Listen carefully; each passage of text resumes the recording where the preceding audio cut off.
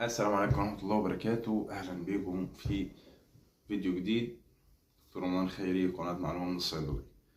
النهاردة جاي أتكلم معاكم عن بديل، أو في فيديو مهم جدا عن بديل لواحد من أهم الأدوية الموجودة في الصيدلية.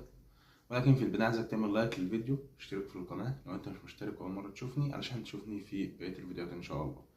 جاي أتكلم معاكم عن بديل الميبو اللي بقى ب73 جنيه، والعلبة الوسط بتاعته بقت ب130 جنيه. أنا جاي أكلمك عن مثيله بنفس المادة الفعالة وبنفس النتائج اللي أنت كنت بتشوفها من الميبو، علشان خاطر دلوقتي إحنا بقينا طبعا في وسط الغلاء ده كله في الأدوية عايزين ندور على حاجات ليها مفعول كويس وبسعر كويس. فأنا بكلمك النهاردة عن واحد بديل الميبو اللي الناس كلها عارفاه وبتدور عليه بسعر 73 جنيه. لأ، أنا هكلمك عن بيرناسورس سعر 55 جنيه الأبوة الصغيرة و85 جنيه للأبوة المتوسطة.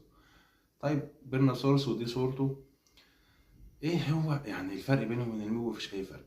الميبو بس شركة إماراتية والبيرناسورس شركة مصرية من أفضل الشركات المصرية. والفرق التاني في السعر بس، المفعول هو المادة الفعالة هي حتى نفس الريحة اللي هي الناس عارفاها المشهور بيها الميبو، ريحة اللب كده أو ريحة السوداني كده.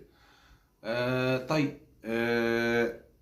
الميبو ده ممكن تستخدمه في ايه؟ بص يا عم، التئام جروح، آثار الجروح، مضاد حيوي، يا سيدي التهابات الأطفال، حروق، كل حاجة الميبو ده. فالبيرنسورس هيمشي عليه نفس الكلام بالتفصيل. 55 جنيه العلبة الصغيرة و85 جنيه العلبة الكبيرة. أنا هات يا عم البيرنسورس حطه عندك البيت، مش هتندم، هيفيدك في حاجات كتير جدا زي ما قلنا: جروح، حروق، حفادات أطفال، تسلخات كبار. الراجل متأخرش وبيعالج أي حاجة من الحاجات دي. وزي ما قلنا الميبو بقى ب73، دلوقتي أنت ممكن تجيب بالعبوة الكبيرة ب85 في البورناسورس، أو الصغيرة ب55 جنيه.